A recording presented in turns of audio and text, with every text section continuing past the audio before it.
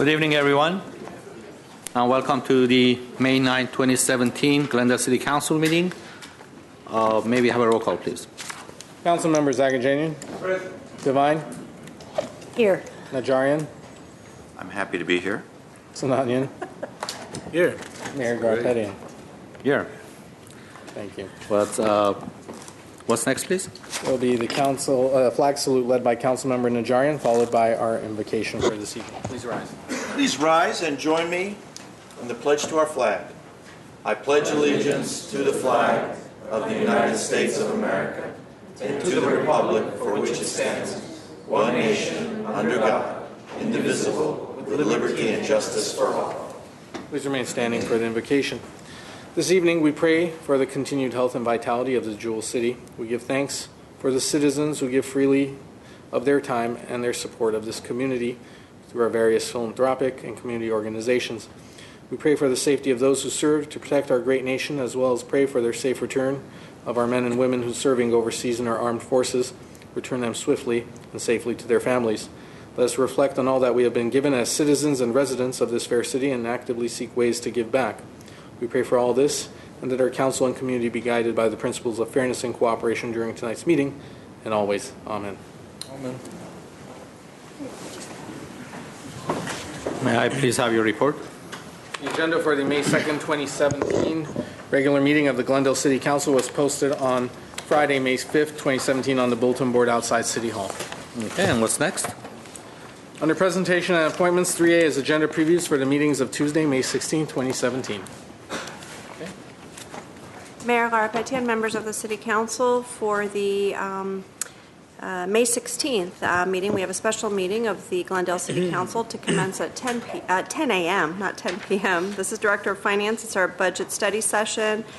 We will be covering the 17-18 CIP and new fees that morning at 10 a.m. For the afternoon, for the Glendale Housing Authority, we have no business agenda items. In the evening, for the Glendale City Council to commence at 6 p.m., we have a number of items under consent. General Manager of Glendale Water and Power. This is adoption of specs for inspection and overhaul of landfill gas compressors. This is for Shoal Canyon.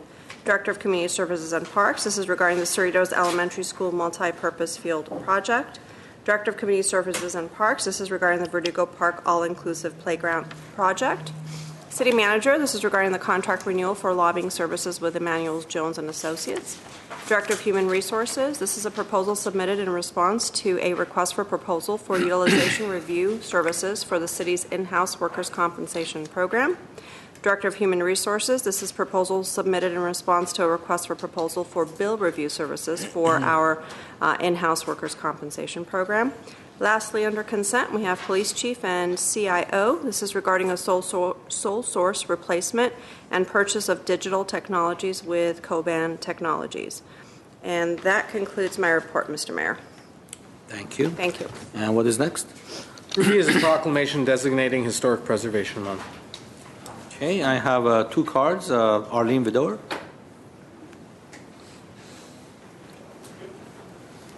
We have that many Arlene Vidors? Well, as the chair of the Historic Preservation Commission, I was going to accept the proclamation, and there are a number of people who wanted to be here tonight just to hear the proclamation being made. So I thought I'd bring them with me. Very nice. Welcome. Thank you. Would you like to say a few words? Well, if there's a proclamation, we're happy to hear it. We do have a proclamation for you. I just wanted to give you an opportunity if you're like, okay, I'll go through the proclamation first. All right. Can I speak after the proclamation? Because it'll be so inspiring that I won't. Very nice. I like to inspire you. I won't be nervous about speaking. I'm very nervous. So. Very nice. Very nice. I do have a proclamation for you that reads, whereas the National Historic Preservation Act, adopted by the United States Congress and signed by the President on October 15, 1966, declares the historical and cultural foundations of the nation by preserved as a living part of the community life and development in order to give a sense of orientation to the American people. And whereas the historic preservation is an effective tool for revitalizing neighborhoods, fostering local pride, and maintaining community character while enhancing livability. And whereas it is important to celebrate the role of Glendale's history in our lives and the contributions made by the dedicated individuals in helping to preserve the tangible aspects of the heritage that has shaped us as a people. And whereas befitting Glendale's commitment to safeguarding and showcasing its historic properties, the city celebrates National Historic Preservation Month 2017 in co-sponsorship with the Historic Preservation Commission, the Glendale Historical Society, the Historical Society of Crescenta Valley, and the National Trust of Historic Preservation. And now, therefore, I, Vartan Garpetian, Mayor of the City of Glendale, hereby proclaim the month of May 2017 as Historic Preservation Month in Glendale and urge all citizens to join their fellow citizens across the United States in recognizing and participating in the special observance. Thank you very much. Madam.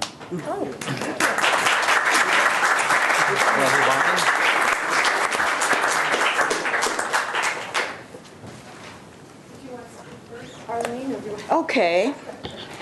Since I'm the first one who turned in a card, thank you very much, Mayor Garpetian and City Council members. I'd like to thank the City of Glendale especially for giving the go-ahead to the South Glendale Historic Survey, which is a long-awaited and essential ingredient in understanding our community. We also want to acknowledge your support of the 7 historic districts that have already been formed, and we understand that we have 2 applications pending for review at HPC, so that's a very, very exciting thing to hear. And we also want to thank you and the community for the over now 115 beautiful landmarks that have been formally designated. We have plenty to be proud of in Glendale, including a huge inventory of modest craftsman-era homes in excellent condition, now being demolished at an alarming rate. And also, we're very proud of our architecturally significant commercial structures, our wonderful old neighborhoods, our period multifamily apartment buildings, and all the potential landmarks and areas that have yet to be discovered. And I could go on, but most importantly, we have a lot of concerned citizens who are helping to keep our architectural heritage alive as we continue to build the future. I'd like to acknowledge Jay Platt, who I don't think is here. Is he? There he is, and I don't want to embarrass Jay, but we have sitting in our planning commission, our planning department, one of the most experienced and qualified experts in historic preservation in the United States, and we should really be proud of that. And he and his team work really, really hard, and we on the commission know that because we see the evidence of it when we go to the commission. The city's lucky to have him, and we also really appreciate the excellent work that's being done by the Glendale Historical Society and its membership, and of course my fellow HP commissioners. 2 of them are here today, Chris Craignati and Mike Morgan. Desiree Shire and Lerna Vartanian couldn't be here, but they said they're with us in spirit. And I also want to thank all the people who came here to show their support of historic preservation. On so many levels, it makes sense to recycle and readapt buildings. So thank you very much.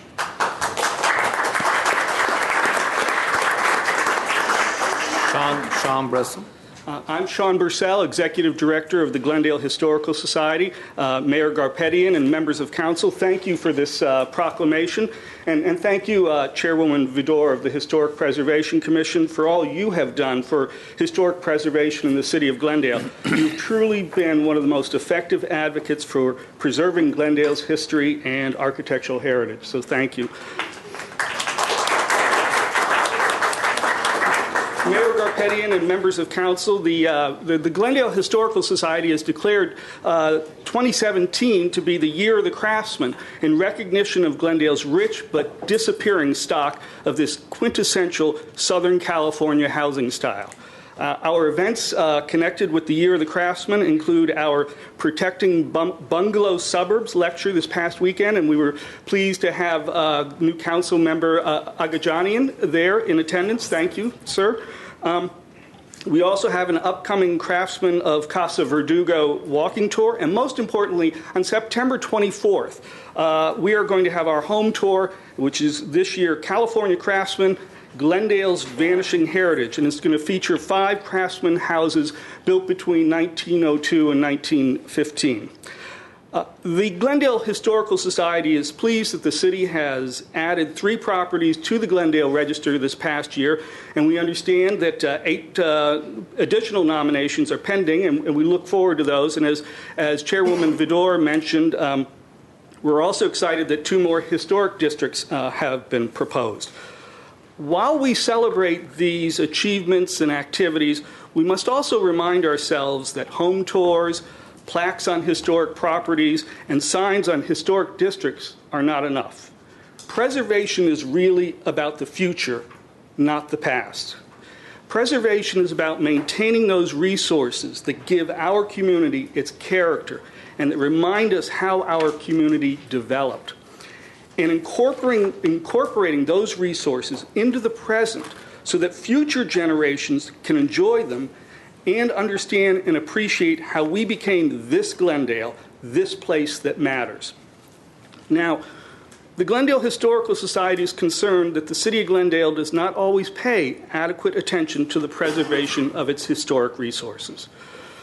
In particular, we are concerned that there is often inadequate assessment of the impact on potentially historic resources when development projects are under consideration. Too often, we see the impacts dismissed or minimized without historic resource evaluations being conducted. We are pleased that a historic resources survey, which Arlene mentioned, of nearly 9,000 parcels is being prepared as part of the South Glendale Community Plan, and we look forward to the preparation of similar surveys in other parts of the city. Historic resources surveys are important and helpful tools for identifying, evaluating, and preserving those resources that help to define and distinguish our community. Finally, we remain concerned about insufficient historic preservation staffing in the city planning department. And Chairwoman Vidor, I echo your comments about Mr. Platt and his team, but they are stretched very, very thin. The city, we hope as the city enhances its financial stability, that the city can look to adding positions to manage the growing number of historic districts and landmark properties and other historic resources in our city. So, in conclusion, the Glendale Historical Society appreciates your support for historic preservation and hopes that you will make it an even greater priority in the future. Thank you.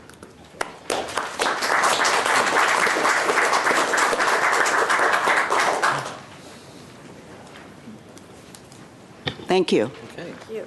What's next, please? Next is at 3C is a proclamation designating Fire Service Day. Okay, who is going to? Chief. Oh, Chief is here.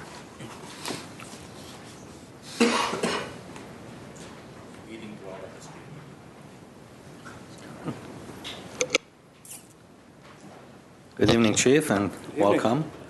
I think this is the month that we basically give. Huh? Cheer us up a little bit.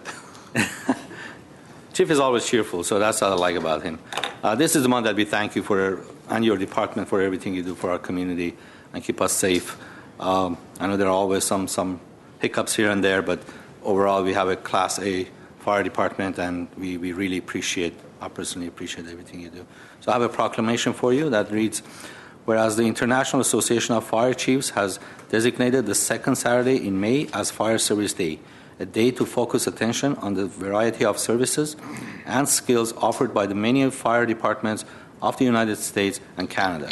And whereas today's firefighters are technically trained and skilled professionals, public servants who perform many public service in addition to the suppression of fire, such as emergency medical response, building inspections, and public fire safety education. And whereas the public can gain valuable life-saving knowledge by seeking out and participating in fire education activities provided annually by the fire department. Now, therefore, I, Vartan Garpetian, Mayor of the City of Glendale, proclaim May 13th. I know today is not the 13th, but that's the right day. That's why they have it in here, the Fire Service Day.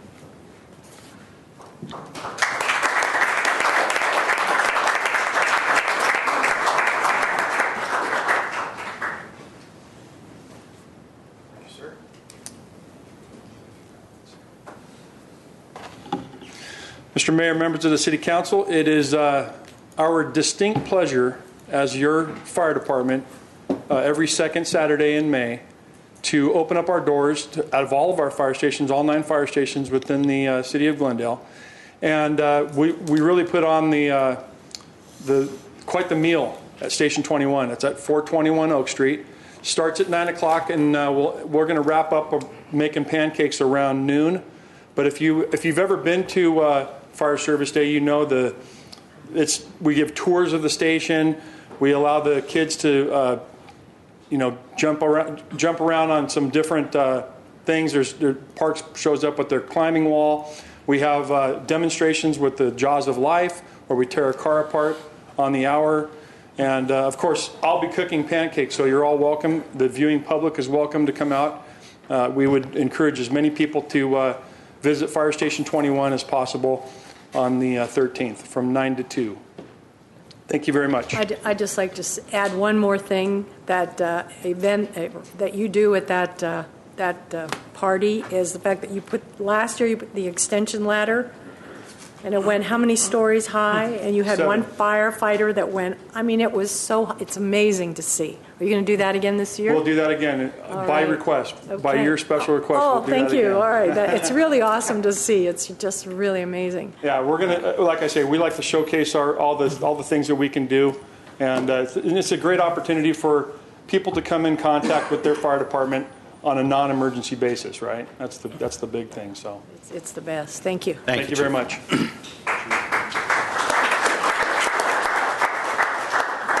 And what is next? Next item is a consent calendar, including minutes following a routine and may be acted upon by one motion. A member of council or the audience requesting separate consideration may do so by making such request for a motion as proposed. And item 4C is being pulled.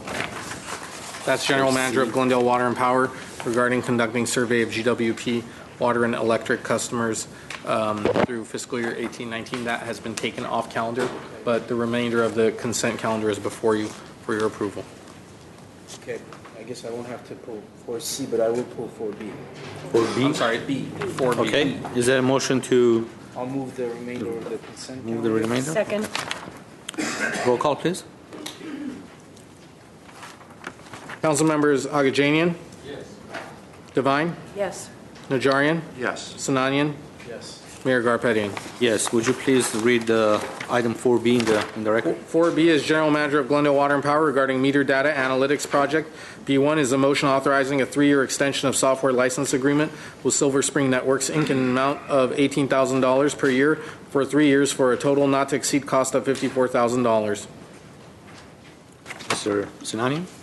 I want staff to give a little report. Mr. Mayor, members of the council, Councilmember Sinanian, this is a software program that ties into our automated meter. It's part of making the system more robust.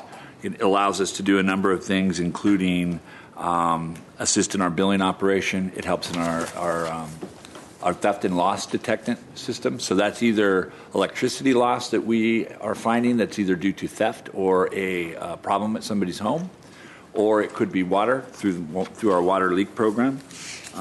It helps our call center organize between accounts. It's a system that we put out to competitive bid back in 2013, and we tied it directly to our system. So we had an original 3-year, and we're asking for a 3-year extension. It has worked very well, to be quite honest with you, and I know Mr. Sinani, and you hear this from me a lot. We haven't found anybody else who can dovetail a system like this, but it did in 2013 go out to an RFP process that we conducted through a council, ultimately a council approval of the process and the award. That's why I pulled the item. Your microphone. That's why I pulled the item in 2013. We, through an RFP, we selected them. Now the program's in place, and I assume going through this process once more would be very expensive, and it really wouldn't make sense. You're saying that there's no one else that does At this point, we haven't found anybody that offers this, and I'll just add something else. It costs us around $30,000 to $40,000 to set the program up initially, and you'll see in here it's the quote they gave us was $18,000. That's the exact same quote they gave us for the first year. They're not asking for any more money, so they didn't ask for even a cost of living adjustment or any kind of inflator. So they held their price, which we thought was also a very positive point in staying with them. But the results have been great, and I would be hesitant to, at this point, move to somebody that was unknown and likely couldn't merge with our system as well. Okay, thank you. I'll move the item. Second. Roll call, please. Council members Agajanian, Yes. Devine, Yes. Najarian, Yes. Sinanian, Yes. Mayor Garpetian. Yes. Next item, please. Next item on the agenda is City Council and staff comments. Comments? I have a comment. Okay. Mr. City Clerk, can you cue up the video? Sure. Or bring it up. So I know that we've all been dealing with the construction on the I-5 HOV lanes for quite some time. It's a project that is managed by Caltrans, but Metro has a large funding stake in it, and I wanted to play a short video clip that will get us up to date. Hopefully the volume's working too.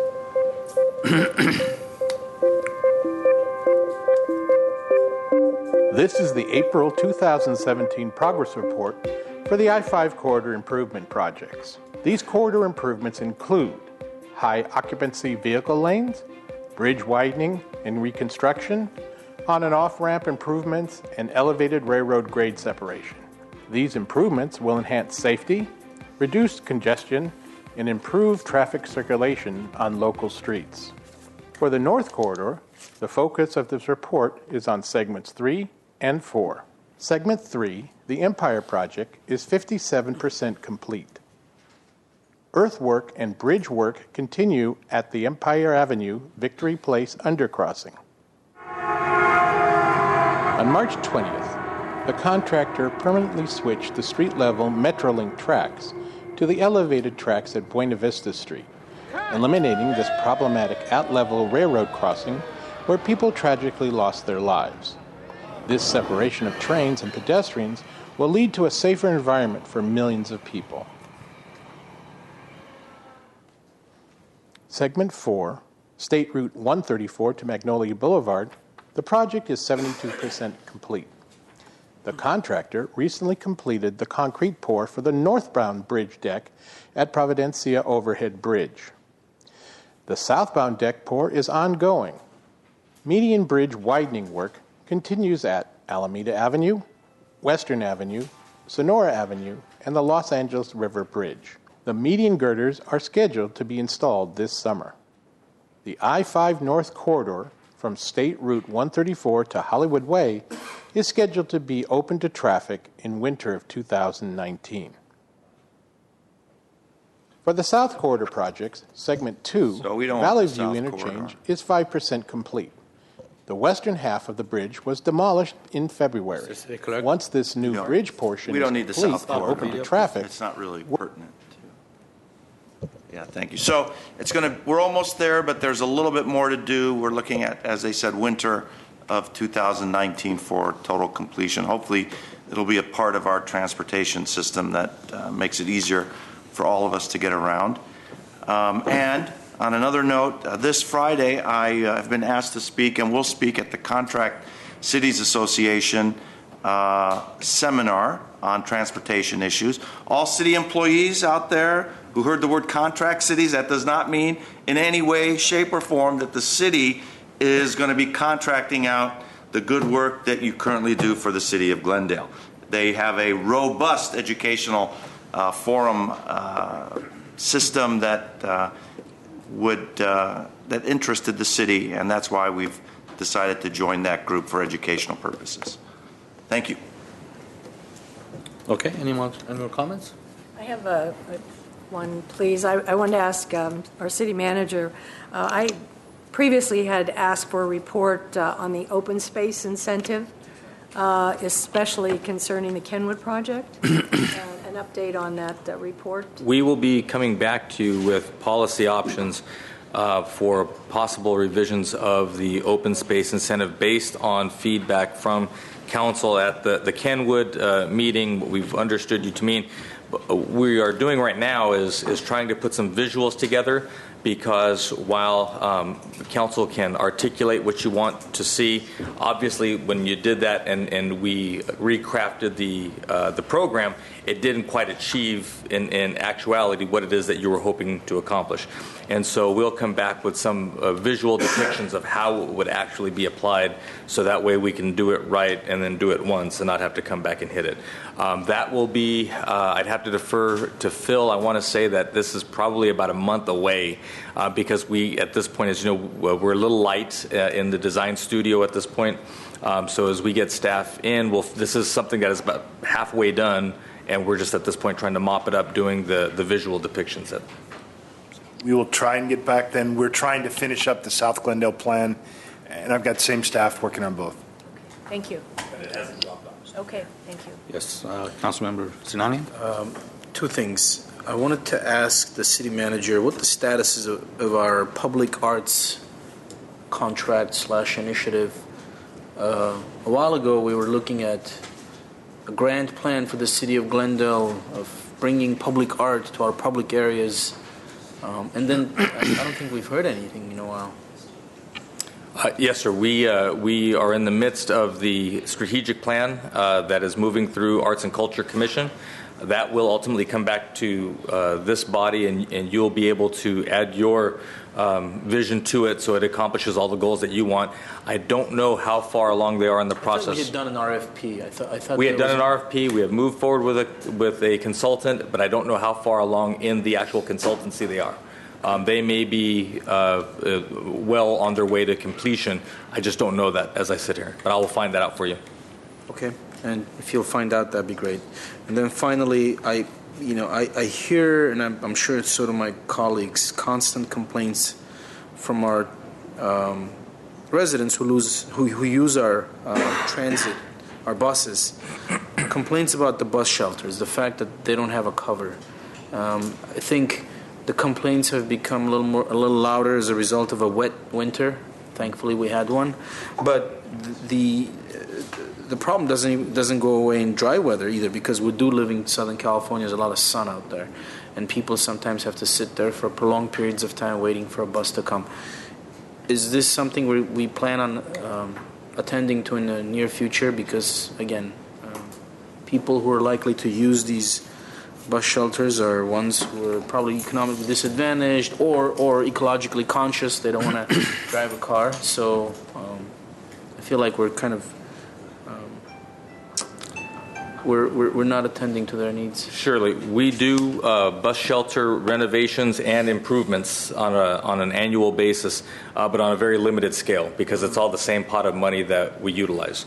I would tell you that we do probably less than a handful, one or two, as we move forward. We do try to prioritize those, and I can talk with Mr. Galanian's team and find out which shelters are upcoming. Now, if the council wants to increase the budget for that shelter, that's something that we can program into the CIP. Okay. But it will come at the expense of something else, perhaps. But at least you get to make that policy discussion. How about if I ask one of my colleagues to second a motion for staff to prepare some kind of a report on these bus shelters, what the funding is, how we're moving forward, what the options are, and that way we'll have a holistic view. I'll second. Well, I would tell you maybe what we can do, because next week in the study session for budget is capital, CIP. And so that might be a really good opportunity for us to kind of outline the program, the funding resources, and allow you to have that discussion. And give us some in-depth info for us to be properly informed to make a decision. And I agree. I support that. But I understand there are revenue neutral means to erect these. So please try and include that if you have enough time. Surely. In other words, if they can slap their advertising on it, they'll put the shelter up. And then what we try to balance that against is, in some cases, especially if a shelter or a bus stop is adjacent to a residential area, a lot of times those residents don't want the bus stop at all, let alone a shelter, which then makes it a little more conducive to folks to use. So, as we talk about, where you stand depends on where you sit, but we will provide you all of that criteria. If I can comment. Last week we had on Verdugo, we had a project that we have approved about the bus stops, by the way. Ocean View, as part of the Ocean View Boulevard project, yes. That's a very small segment of the city. Yeah, no, I'm saying just because he was saying that little portion is little bit by bit. You're right. Mm-hmm. If I might. Go ahead. But anyway, what happened to the motion? Oh, so it was seconded, so staff has instructions. I guess they're bringing it back next week. Councilmember Devine? Thank you. I just wanted to piggyback on Councilmember Sinanian's mention of the Arts and Culture Commission funding. And I noticed Mrs. Biesmeyer is in the audience, and we are hopefully going to be addressing the Glendale Youth Orchestra and perhaps giving them the little bit of help that they need in raising awareness of the group and perhaps some financial. We'll see. Am I correct? I'm sure that some type of arts the kind of opportunity grant process would be part of that strategic plan, but I just don't know how far along they are in the writing of that plan. Okay, thank you. Mm-hmm. Okay. Any more comments? No, thank you, Mr. Mayor. Okay, I have some comments. I attended the Verdugo Mountains 10K race last Sunday, which was presented by Glendale Memorial Hospital and Healthcare Center to benefit the work of Glendale Parks and Open Space Foundation. It was a great event. It was a little cold in the beginning, but everybody showed up. We had 768 participants, which was the largest turnout ever. The top male runner was Eric Kleinsasser, which his time was 39 minutes and 38 seconds. That's insane. There are only two people who made it under 40 minutes, and Eric is one of them. Top female was Audrey Crute with a time of 47 minutes and 33 seconds, and she just came out beating the women's course record of 48 minutes and 52 seconds in 7 years. She broke the record. The youngest finisher was Vincent Medina, age 7, and the oldest finisher was William Akerboom, age 81 years young. And I just wanted to remind everyone that Glendale has 5,000 acres of natural open space in Verdugo Hills Mountains, in San Gabriel Mountains, as well as San Rafael Hills. And this race is put together, it's produced by Community Services and Parks Department to showcase Glendale as a recreational destination for all Southern California. So I encourage everyone to come to Glendale and enjoy the open space. I also attended the Bike to School Day this morning at Verdugo Woodlands. I'm sure every school had the same great event. It was a good turnout. This year's Bike to School Day in Glendale is part of a larger citywide B Street Smart Glendale safety education campaign, and it was led by the city's community development department. I want to acknowledge Onik Gulanikian. Job well done. It was a great event today and Sunday as well. And GTV6 was there. I want to acknowledge GTV6 because they are the behind-the-scene people. Nobody talks about them. I got there around 7:15. They were all there, ready. The cameras were all set up. It was a great event. So I also like to ask the city managers, since we're talking about so many different transportation projects that is coming our way, maybe have a report done as to, and we need Mr. Najarian's help as well as Mr. Sinanian's help to know which projects are immediate in the immediate future, as far as Metro's projects goes, and as well as Eco-Rapid Transit, as where we are, where the funding is, when do we think it's going to happen, when are we going to start? Just I want a complete report, and our streetcar. I mean, we want to know where we are on the process, and when are we going to start the EIR on that? And today we talked about it just a little bit, that we're going to end it at the Alameda, and just a complete report. And as far as the city council's agenda or schedule, I'd like to have that schedule discussed next week. And some of the cancellations, I want to see if we can not cancel that many meetings, especially the ones after the long weekends. Like we have one coming up on the 30th. It's Memorial Day on the 29th, and the 30th is canceled. But I want to see if we can just not cancel it and have as many meetings as possible, because it's better to have lighter meetings more often than having few meetings and with heavy agenda. So I'd like to discuss that if possible next week. That's all I have. And what is next, Mr. Kasakian? Next is community event announcements. Okay, I have two cards. Linda Bismeyer. Hello, Mr. Mayor. Congratulations on your new appointment and members of the City Council. As you all know, I represent the Glendale Youth Orchestra, and so our next concert, the third in our season 28, is Sunday, May 21st at 7 o'clock at the Alex Theater. And I encourage everyone to come. Oh, they haven't got my poster up yet. And so, but thank you, Councilwoman Devine, for mentioning the Glendale Youth Orchestra, that we will be presenting an outstanding program. As you know, the kids are marvelous. And so I really hope that you can come to hear the Gershwin variations on the piano. I've heard it just recently. We have a showcase concert like a couple of weeks before, and we were at St. Mark's Church for it. And so it was spectacular. And then we're going to be doing Beethoven's Symphony No. 9. And so it was just played at the Music Center a week ago. And it was the 200th anniversary of its playing, or its start. So it's really marvelous. So, I always tell people to park at the Orange Street Garage and have your ticket validated where it's only $1, because otherwise it's really a hassle to try to pay for parking, when you do go to the concert. But we are just trying to get as many people as possible. And I just wish I knew other places where I could put my poster. And I hate that it didn't come up so that you could all see how pretty it is. And so I have this one, with me. But if you have any questions, but still, it's an outstanding orchestra, and I have been representing it here for the last 10 years. So I try to come 2 weeks before for 2 weeks so that I can remind people that we are having our concert. Thank you very much. Ms. Bismeyer, for the future, you can email that flyer to our city clerk's office, and they can. Well, he has it, and it just didn't come up. Because Mara told me she. For the future, for next, we're gonna have so many concerts. Okay, it'll be there next week. Okay. Thank you very much. Thank you. I just wondered if I may. Go ahead. Your microphone, Madam. If I may, Mr. Mayor.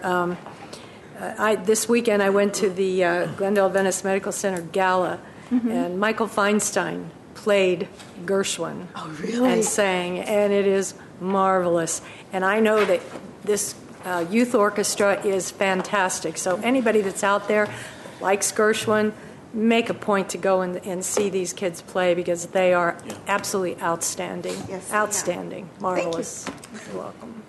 Okay, next speaker. You want to say anything? Okay, Jess Castillo.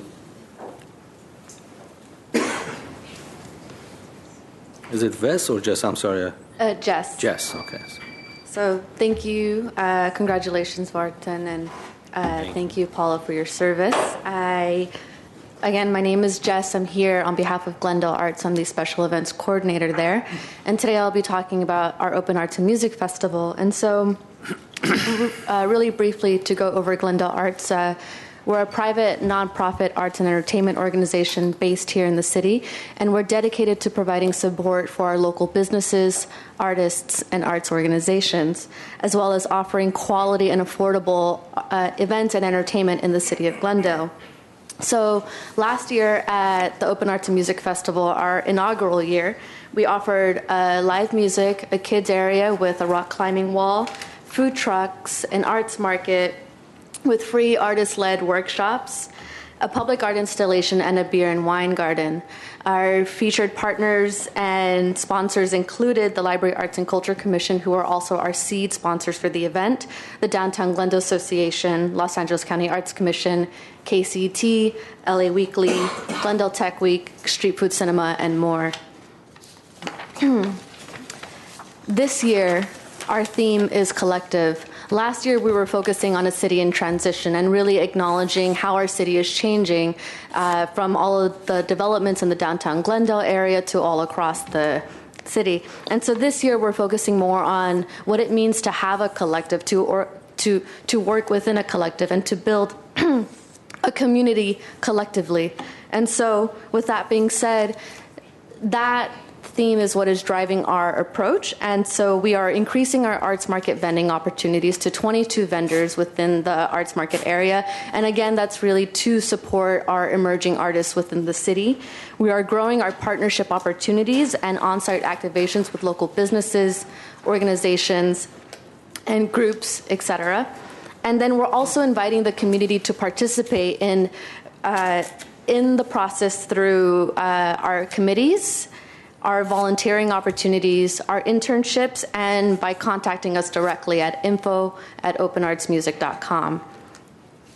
Some changes and considerations for this year's event have been that we moved the site. Last year we were at Glendale Central Park, and this year we are moving to a street closure on Brand Boulevard, specifically between Wilson and California Avenue. The benefits of this is to provide increased visibility and ease of access, direct support of local businesses and restaurants, specifically working with all the restaurants right on Brand Boulevard, including providing a registry of the local businesses, and to situate the event at the heart of the downtown Glendale. We are only having one stage instead of 2 stages, and this is to focus talent and our budget. We're also, again, focusing on working with local businesses. Quickly to round it out, we are increasing our kids area. We are moving our beer garden to the historic Alex Theater to support the venues that are here. I noticed that we are launching our historic month this year, or this month, and so what better way to recognize that? And then some next steps that we're taking is we have started meeting regularly with Glendale Fire and Police to help ensure that we're providing a safe event. We received a grant from the Los Angeles County Arts Commission to hire an intern this summer. We are still interviewing. And then we're also reaching out to local high schools, colleges, and groups to really encourage folks to work with us in this event by offering feedback, ideas, getting job experience, so on and so forth. And so with all that being said, I have shared our press release and our case for support with you, including our event flyer. The event is Saturday, September 16th, and I really hope that you can attend. Okay. Thank you.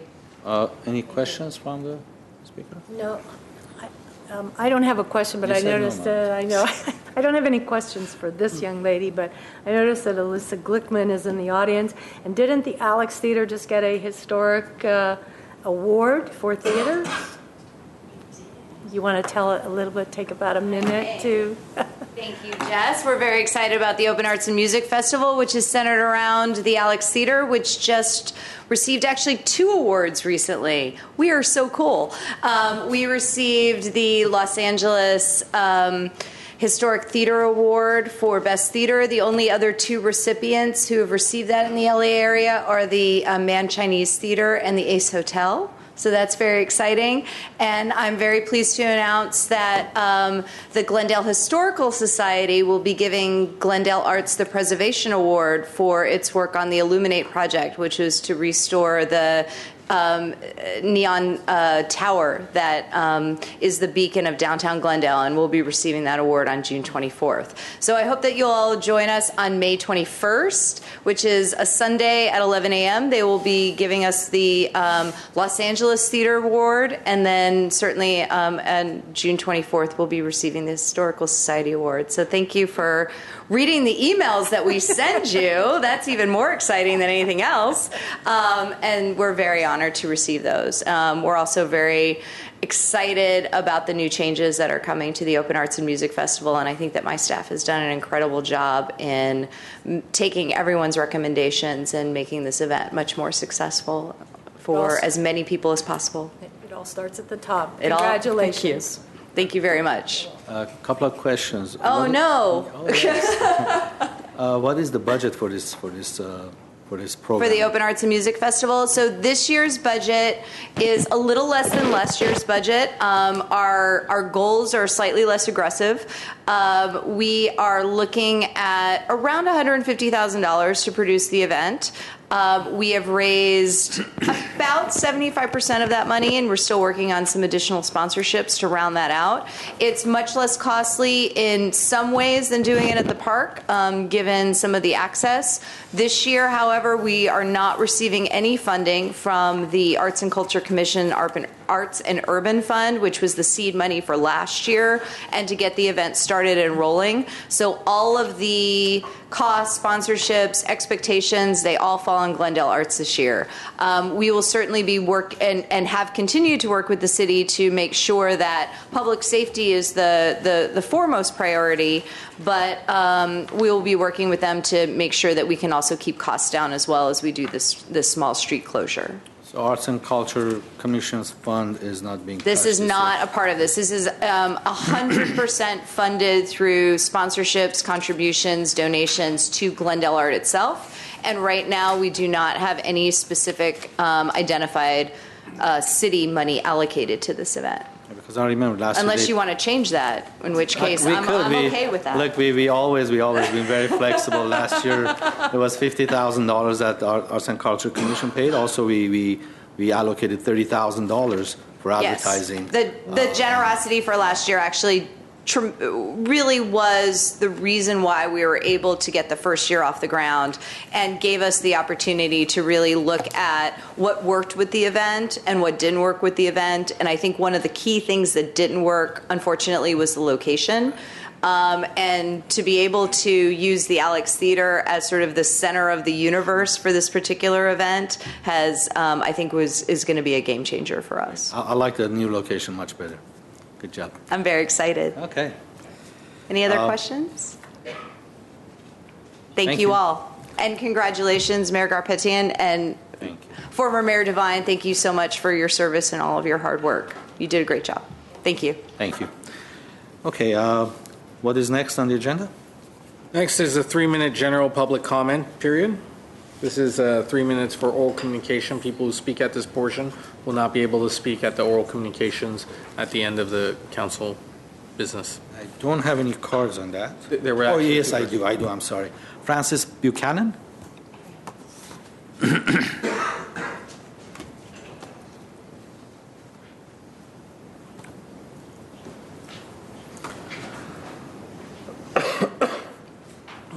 Mr. Mayor, Council, staff, ladies and gentlemen, my name is Frances Buchanan, and I'm here to speak on a part of the CBD. This room was filled in 2004 with property owners like myself that own small apartment buildings that back to Brand Boulevard. My building is on Maryland Street in the 300 block.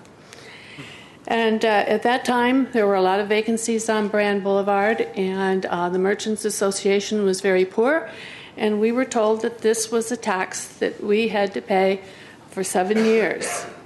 Well, 7 years came, and it got rolled into the CBD, and it's still going on. And our little building over there that are singles, it's formerly rented for $7.95, that are now renting for $9.95, have paid $23,054.76 for things that I think we're being discriminated against because it's paying for something that the whole city benefits from. Quarterly sidewalk steam cleaning, daily sidewalk and gutter sweeping, special events maintenance and security, tree and vegetation planting, timely graffiti removal, responding to complaints by panhandlers and encampments, visitor ambassador program. This is something our whole city benefits from. And we property owners that own these little buildings that when we bought the buildings in the 80s, there were nice little mom and pop stores there now. Now we got restaurants. And not only do we have to put up with their grease and their mess, they deposit 70 pounds of chicken wings in our lawn to the north of 319 North Maryland because they're too lazy to put it in our trash can. You know, they usually put it in our trash can. And the whole CBD is not working where the restaurants are. The rats are still there. The roaches are still there. Just come 1 or 2 in the morning, any night. You can just see this. Alleys are crawling. They're crawling. And we were told in 2004 that this was going to be a daily steam cleaning behind the restaurants because the grease that comes out of there is not to be believed. All this white stuff is the lard that hardened in the grass, you know, when in the nighttime. So it's really, really bad. We not only have to put up with them using people using our carports for their restrooms, they back into our pilings, they steal the handicapped things off of our tenants' cars. We have so many roaches and vermin. Okay. Quick question for you. You said you own an apartment building that's on 319 Maryland? North Maryland that Okay, backs to Chicken Wings and all the 5 restaurants from the corner there. You mean the hot wings? Hot wings. Hot Wings Cafe. Here they are, 70 pounds of stinking hot wings. We didn't discover it, of course, until Monday. It was dumped on Friday. Okay. Thank you. Mr. Mayor, is there any way that we can look into this? When You you can. complain to the city, nothing ever happens. We'll try to, if you leave your information with the city clerk, we'll try to address it, but we're going to ask maybe a couple of questions. Please have a seat. I didn't know that the apartment buildings will pay the CBD as well.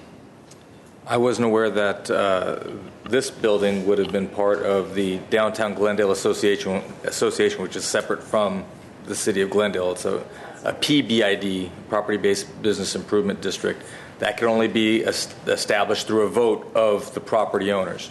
So we can ascertain whether or not the speaker is there. With respect to cleanliness and cleanup, we will be sure to speak with their board members. You know, they come before you on a periodic basis, and we can ensure that they are providing the appropriate policing and cleanup, because that's what the assessments ultimately are there for. Arguably, the assessments are levied upon the property owners by the property owners themselves in the interest of creating a vibrant downtown that then enhances overall business activity and property values. So there is certainly a benefit to the folks that are part of that improvement district.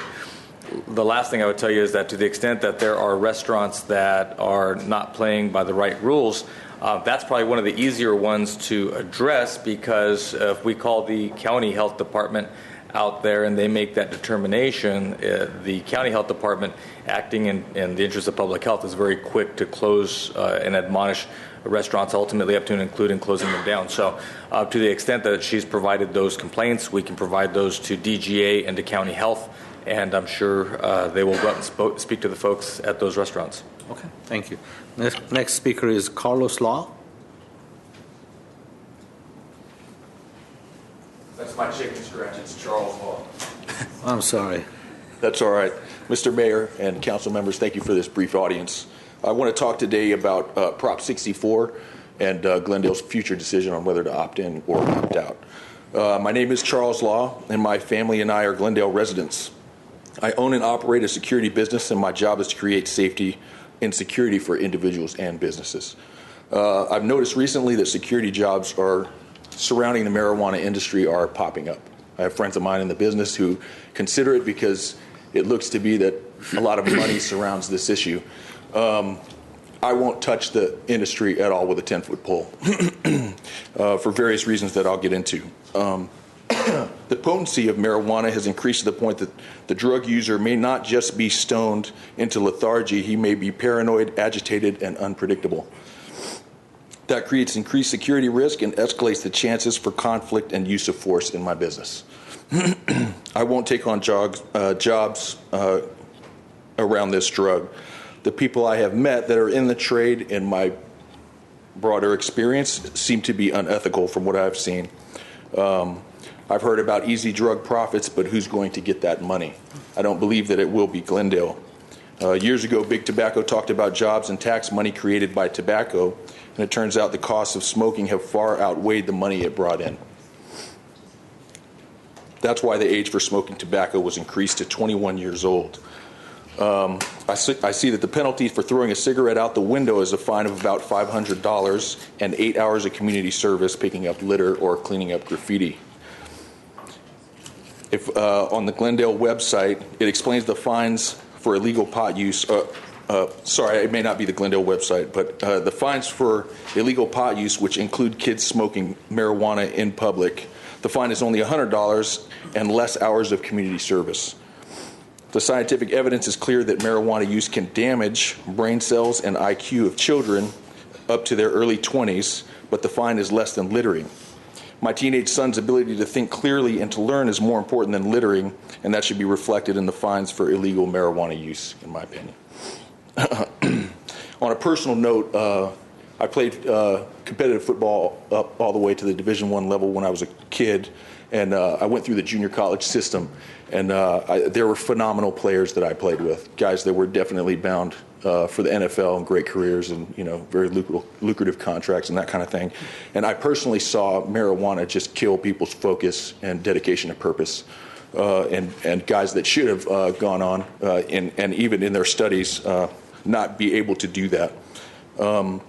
Also, as an employer, I've had to reject employees or terminate employees for marijuana use. Needless to say, in security, a number of my contracts are armed contracts, and obviously you don't want diminished mental capacity anywhere near a weapon. Nearly done here. In my opinion, Prop 64 is flawed. It is in the very early stages, and any involvement by Glendale should be avoided for common sense reasons. There's a conflict between federal and state law. Businesses can drug test and eliminate any job applicant testing positive for marijuana. For example, I won't hire someone, as I said, who uses marijuana because they're not reliable. I hear that this council is waiting for federal guidance before opting out. From my business experience in security, the federal laws on this drug are already clear.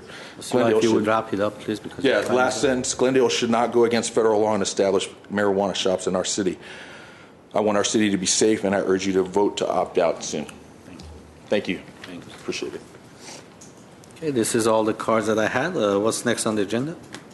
Under action items at 8A is General Manager of Glendale Water and Power regarding implementation of Phase 1 of the city's water conservation ordinance. 8A1 is a resolution lifting Phase 2 of the city's mandatory water conservation.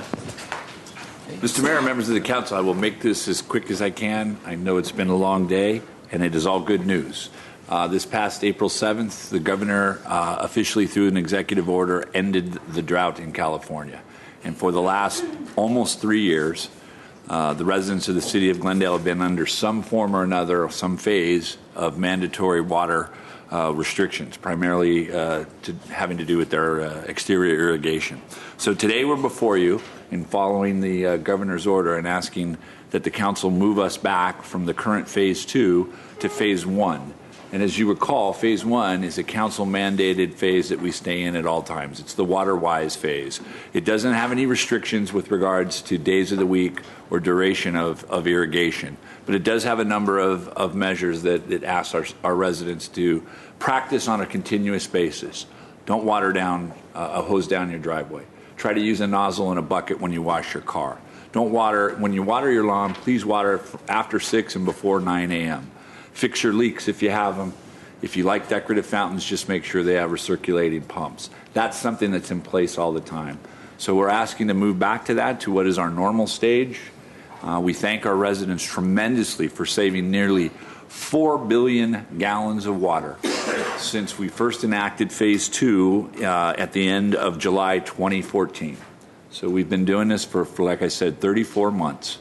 And the residents have been absolutely fantastic. We've met every objective and every goal that was put down by the state for us. We've actually exceeded those. And I think we've done a very good job in doing our part to contribute towards the impacts of the drought. So with that, I'm available to answer any questions, but would ask that we move to Phase 1. Councilmember Sinani. Thank you, Mr. Mayor. Mr. Zern, quick question.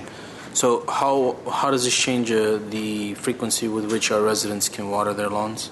This will go back to 7 days a week, and as long as you want to water them. We only ask that you water them between 6 p.m. and 9 a.m. in the morning. You ask or you mandate? That's part of phase one, is that you don't water at times different from 6 p.m. But, of course, we ask that if you can get by with fewer days, that you do that. That's going to benefit the community. It's going to benefit the state, but it's going to benefit you as well because your rates are going to be lower. Your overall rate will be lower. But there is not a time or a day of the week or number of days or duration for how long you can water. In other words, we used to have 3 days a week, 10 minutes a day per station. Those restrictions aren't in. Okay. So does this mean that council can now act on those volcanic moon rock surface lawns that started arising during the drought period? And the excuse was that, well, we can't water our lawns and therefore we can ruin our neighborhood. If we are looking to change enforcement policies, I think we can bring that back to council and have that agendized, and you can give us direction there. Because our residents are often, concerned about the way our neighborhoods look. We hear them raise that issue very frequently with regards to different things. I think nothing has impacted our neighborhoods, at least the aesthetic look of the front yards of our neighborhoods. Nothing has impacted it more than the impact of the drought, which has caused a lot of people to just pour a lot of rocks in their front lawns and say, well, this is it. My question is, have you taken down the sign brown is the new green? Because I think that is aesthetically as bad as the rocks, is just letting the lawn die and having all brown in the front yard. So is this an enforcement issue that... We enforce to the council policy, so if that's the case, council's direction, yes, we would ask, we put it back, bring it on the next agenda or upcoming agenda, and we would take your direction in kind. Do I need a second on that, or? Yes. Yeah. Do I have a second? Is there a second? Yeah. Thank you. Okay.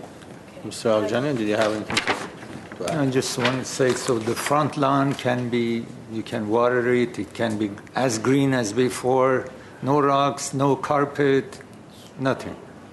Right. Well, Mr. Mayor, Council Member Agajanian, the one thing, with regards to artificial turf, we obviously know that isn't an issue. But when it comes to some of the what's called xeriscape or desert scaping, we just have to keep in mind that a lot of people secured grants through the Metropolitan Water District in order to re-landscape their yards. So, and I think those are the folks who did it very consciously, usually did it with a plan, usually did it with a contractor. I think, Mr. Sinanian, you're I'm referring to those who lawns that have maybe 3% grass or growth left on them. threw a couple of bags of rock on it and said, I re-landscape my yard. So, yes. Well, devil's in the details. Yes, Councilmember Devine. And I just want to add that I hope that our residents don't go overboard with the use of water, that, we never know when there's going to be another drought. And so to go to excess or, extreme use of water, I think would be kind of counterintuitive. So I urge you, if you're in the habit of conserving, please continue that. But again, you can reconsider watering your lawn to keep it beautiful as like they used to be. But just keep in mind, I don't know that this water surplus is going to be forever. So that's my message. Our community really responded to water crisis that we had, the third phase of the drought, in a very responsible way, and I'm sure they will continue the water conservation. But I agree. I think we need to go back to the enforcement, that the ones that are really just threw some rock on the front lawn and just boulders and there is nothing but rock or gravel. I think we need to have that enforcement done. So when that comes back, this council will decide what kind of an enforcement we want to have. We want to go back to what we had in old days, or we can come up with new rules and regulations. I'll move the item. Second. Roll call, please. Council members Agajanian? Yes. Devine? Yes. Najarian? Yes. Sinanian? Yes. Mayor Garpetian. Yes. What's next, please? Next is a public hearing. At 9A is Director of Community Development regarding zone change zoning map amendment and precise plan of design overlay zone at 1012 through 1028 East Colorado Street and 311 South Adams Street. At 9A1 is a resolution adopting a negative declaration. 9A2 is a ordinance for introduction to amend the zoning map. At 9A3 is a motion to approve the precise plan of design overlay. Okay, who's going to? I'll introduce it, and then we'll have the community development staff come forward and give their presentation. This is a public hearing, and so we would ask that you open that public hearing for the consideration of precise plan of design, a PPD, that relates to a rather unique piece of property on the east end of Colorado, on the east side of Colorado Street, south side of the street, the Palladio Banquet Hall at the corner of Colorado and Adams.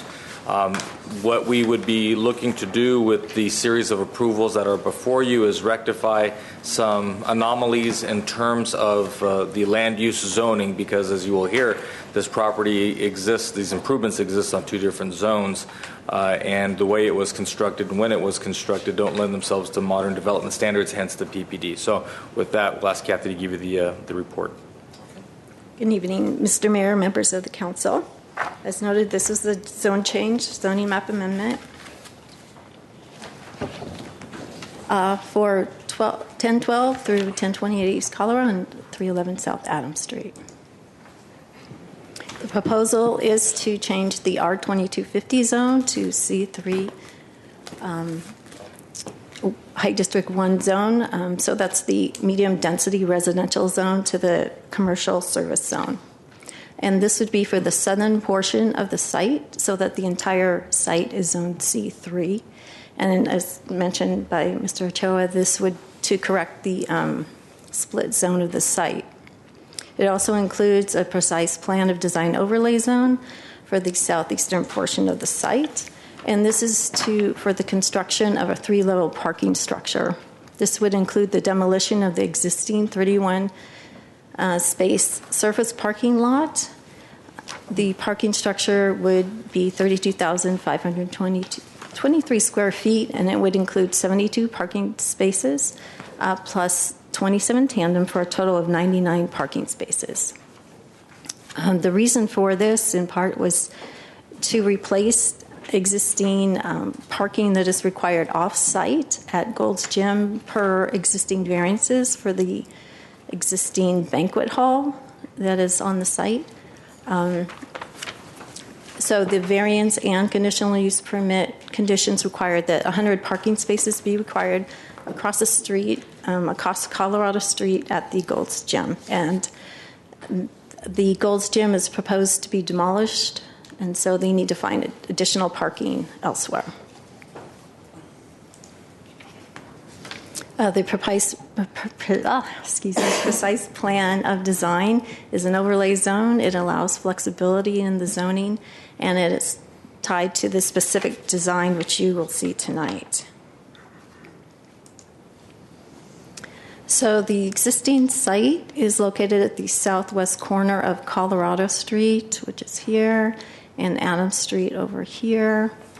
Currently, the banquet hall is over in this location. It's a 2-story building, and then we have the commercial uses, 1-story commercial uses along Colorado here. The existing parking structure is located along Adams Street, and additionally, there's a surface parking lot adjacent to the site that provides 37 parking spaces.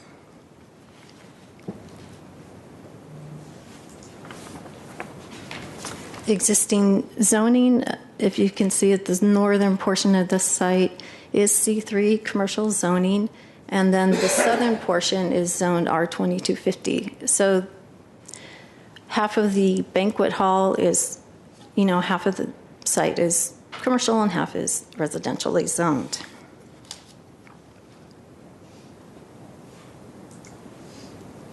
And here you can see what the existing use is, more so the banquet halls here with the existing parking structure, existing surface parking lot, and then the other commercial uses here.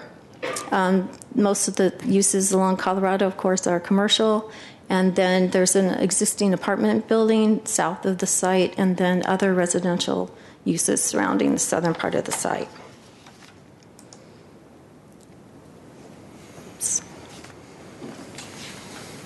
So as mentioned, the proposed zone change for the southern portion of the site is the blue outlined area.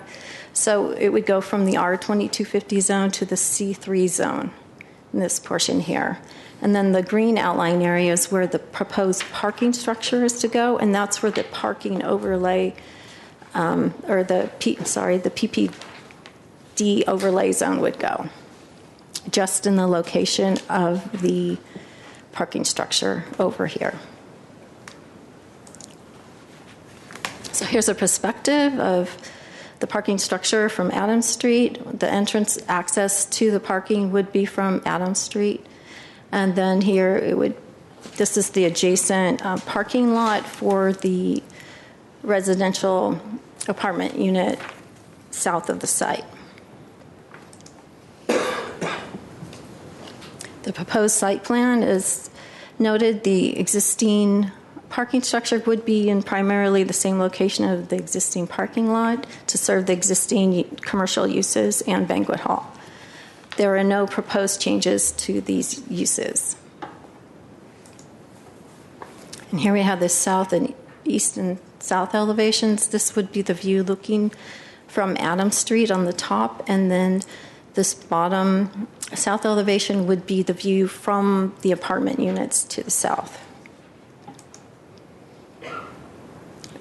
The west elevation is the elevation that faces the existing banquet hall, so there's no really design to it. And the north elevation is what faces the existing commercial uses. For the sections, you can see that the existing banquet hall is 27 feet and 10 inches in height, and the parking structure is proposed to be 25 feet in height, so it's lower than the other buildings in the area. The PPD's overlay zone does allow flexibility to meet some of the challenge of the site, because to fit as many spaces as possible into the parking structure, because they needed 100 parking spaces that were off-site and now need to provide on-site or another location. So in order to fit that many parking spaces in the structure, they're asking for some exceptions to the code, which would be tandem parking spaces, which are not allowed in this zone. There are 6 parking spaces, mostly against the walls, that they've asked for a reduced width.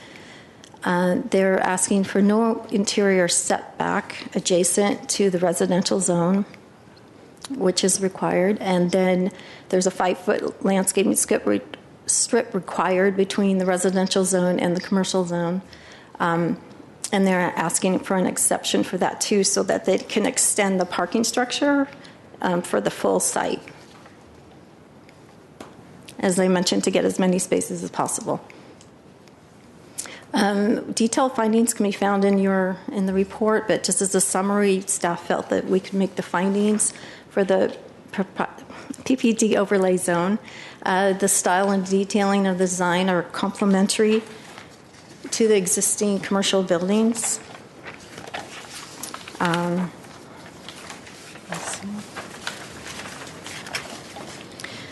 The local environment will be improved by providing parking on site, as valet staff currently drive across the street, and this way they will not be driving through the neighborhoods to park the cars across Colorado Street.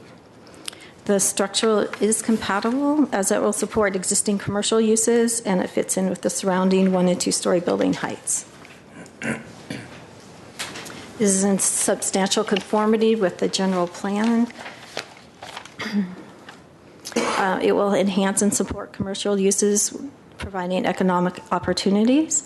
It will ensure public safety with having less valet service, as mentioned, crossing the street and using the neighborhoods. Changing the R2250 zone to C3 will correct the zone split, which allows more conformance between the existing uses and permitted uses. Deviations from the zoning code are justified because of the site limitations and the number of parking spaces required for the parking. Design meets design review standards for site planning, mass, and design, and was reviewed by the design review board on November 10th. They recommended approval with some conditions and considerations, which are included in the PPD ordinance. And on April 5th, the Planning Commission reviewed and recommended approval. Planning staff, or PPD staff, CDD staff, recommend approval and that council adopt the negative declaration for the project, introduce the ordinance to amend the zoning map, and adopt the motion approving the precise plan of design. And that concludes my presentation. If you have any questions, I'd be happy to answer them. Okay. Any questions from staff? Yeah. Okay. I believe the architect, sorry. Mr. Aljanin has a question for you. Hi. Did anybody complain about constructing this parking structure? I received one letter in support of this project and one phone call in opposition because of the parking. They're concerned about the parking concerns. But other than that, I didn't receive any comments. And how many parking does it need? I mean, if would not be any recommendation or any condition, how many parking this banquet hall needs? You said 100, but... the 100 is required to be off-site per the approved variance and conditional use no, permit. it was 100 outside, and they had 31 inside. Yeah, 31 inside. And then they'll be using the adjacent lot, which has 37. So it comes up to... That's like 170. 136 they'll be providing, and the existing is 131. Yeah. So they'll have additional 5. Question is, I don't know if I have to ask you, how they were able to have banquet hall on residential property, because part of it is on C3, Right. part of it is on residential. How that happened? Right. The existing banquet facility has a use variance, we call it, to allow that use in a residential zone. So it went through a public hearing process to get the variance approved. I mean, this is To allow it. kind of great that. And just to go back, I want to mention that there have been existing commercial uses at that site. Originally in 1924, the same structure that the banquet hall is, it was a theater at that point. And then in 1981, it became a restaurant and nightclub. And then in 2010, it became the banquet hall. So it has been used for commercial uses most of the time it's been there. Thank you. Okay. Any more questions from staff?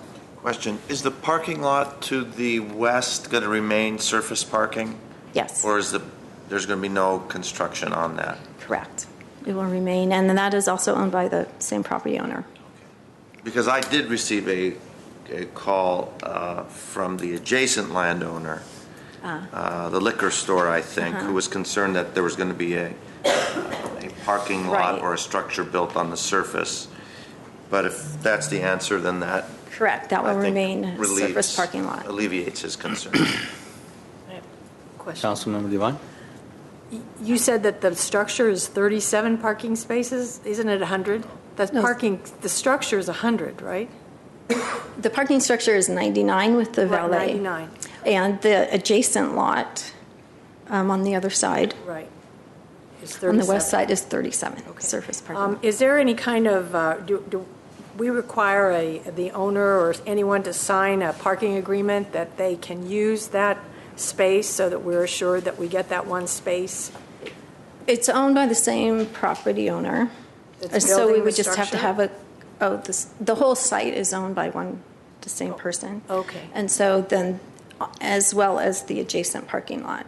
So we could have them do a covenant to. Yes, okay. to- I to make think sure that the might parking is be tight. wise, just to ensure that that extra parking is available.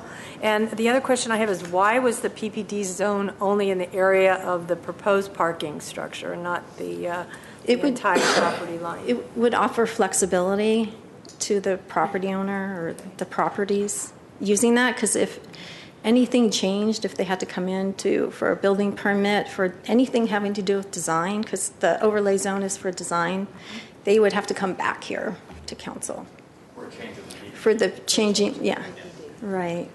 So in that sense, that's why it's only over the parking structure, so that if they wanted to make any design changes to the building, they wouldn't have to come back here and change the overlay zone. Okay, thank you. I'm going to open the public hearing, and is anybody wants to speak? Or I don't have any cards, but if you like to speak, please fill out a card afterwards. I didn't know that there is a speaker card to be filled out. That's okay. Okay. State your name for the record. Yes, good evening. My name is Karl Nazarian. Just the project, it has been presented nicely to you. I don't know if any additional clarification if needed. I will answer to your questions. But in the some issues that I have to clarify, that this parking structure, it's as Kathy presented, it's providing 99 parking spaces, which it will be used for the businesses, commercial uses in the property and the banquet hall. But the surface parking space, it satisfies all the commercial uses on the one-story building. And mostly this parking structure, it's for the banquet hall use. And everybody knows in the banquet hall uses, the parking, it's always provided by valet service. We are providing the standard parking spaces, and for the event times, which the valet parking will provide the park for the customers. And the not customer, not regular, not any other person than the valid, workers will go up on the parking structure. And the tandem that it has called tandem parking spaces, we are calling as a valet parking. The valet parks, as much as they can, but in the regular time when there is no event, we are not going to use as a tandem parking space. And this building, just to answer to Council Member Divine answer, this building, it's a very old building, built in 1923, and since then it was a commercial use. It was theater, then it's a club, nightclub, restaurant. That use, it has been there. I don't know in that time when they built what was the zoning, but always it was there. So the use variance only it was when it came, the parking issue that we leased not 100 spaces from the World Gym, only 64 spaces it's leased from the Golden Gym. The total it comes to 100. We are leasing only 64 spaces that because we know that the project is coming there, we want to replace that 64s in our site because this business needs the parking. Without parking, the business will not operate. Okay. I don't have too many things to add. If you have any other questions. Any questions from the designer? So what happened to Gold Gym? Gold Gym, they applied for a building permit for a hotel construct, 134 room. Another hotel? Yeah. That didn't come before us, though, did it? On Colorado. I think that they can. So you used to park there. Now that's going to be taken. 64 spaces. Okay. When they start, demolishing and construction, we will lose that, and we are anticipating to provide all our necessary parking spaces before they start the construction. Thank you. I'll move the item. Just remember, there's on south boundary line. On the south boundary line of the property, it's not a straight line. Is that right? There is a the parking structure, you mean? No, the property itself. property. I don't know if no, they can it's show not a straight line. It's about 4 or 5 feet, extending to the. Yes, but extending that's to kind of unusual to me. I don't know. Okay. And the one thing that I want to mention, this parking structure, it has been designed, the height is 25 feet. And the banquet hall, the Palladio building, it's 35 feet. Okay. If you go to the roof, and the parking structure proposed, we tried to, not to make a very massive one, or we didn't use the option to go another level, just to keep nice and clean, compatible with the neighbors. We can with this solution. There's a motion. Is there a second? Hold on. I'm sorry. Just so we clear So the what we're motion- moving. 9A1 is Yeah, let me the, clarify. My motion would be the resolution at 9A1 and the motion at 9A3, and to introduce the ordinance for introduction at 9A2. Second the motions. Roll call, please. Council members Agajanian, Yes. Devine, Well, I had some things to say, but you can, yes. I mean, You can no, say it. you can speak to the say motion on the too, floor. but I guess the motion was very quick, came about. Well, if I may, Mr. Mayor, do you mind? I was going to okay the change in zoning, because it really is just a name change, because this was actually approved in 2013 by the Planning Commission as a split zone, and so it's been used as commercial, as you say, for 30 years. So I don't see any problem with the C3. And as far as the deviations that are that we're going to approve because of the PPD, I think they're minor. So I'm all for approving it as well. And thank you for doing this, because I know that'll help the neighborhood. So that's a yes. Comment That's a section. yes. That's a yes. Okay, Mr. Agajanian. Yes. But I had I think neighbors should be very happy with this parking lot, because I myself whenever I was going to this banquet hall, I was parking on the Adams and side streets. So now the neighbors should be very happy with this construction of this apartment. So I'm not going to go and park in their neighborhood, so I will park in this parking lot. Valet parking is $10, Mr. I have lots of things in my car. I can't leave it with valet parking. Not the Okay, money, but there's a first and a second. Roll call, please. yes. Councilmember Agajanian, Yes. aye. Councilmember Devine, aye. Councilmember Najarian. It just makes sense. It's a good project, alleviates the parking. Yes. I agree. Councilmember Sinanian, I agree, yes. Mayor Garpetian. Yes. You introduce the ordinance, please. What's next, please? And I introduced the ordinance. at 9A1. Next item on the agenda is oral communication. Do we have any cards? No cards were submitted for this portion, Mr. Mayor. Next Okay. item on the agenda is new business. New business? New business. I have one. Ooh. Okay. I'd like to move that the city attorney be and hereby is authorized to enter into and execute a waiver of conflict of interest with Brownstein Hyatt Farber Schreck LLP for their joint representation of the cities of Glendale and Burbank before the State Water Resources Control Board with respect to Glendale's and Burbank's change petitions for approval of changes to their respective wastewater discharges into the Los Angeles River and the City of Los Angeles' protest of said change petitions. Is there a Second. Roll call, please. I'm sorry. Council members Agajanian, Yes. Devine, Yes. Najarian, Yes. Sinanian, Yes. Mayor Garpetian. Yes. What's next? Move to adjourn. Second. Thank you. You're adjourned.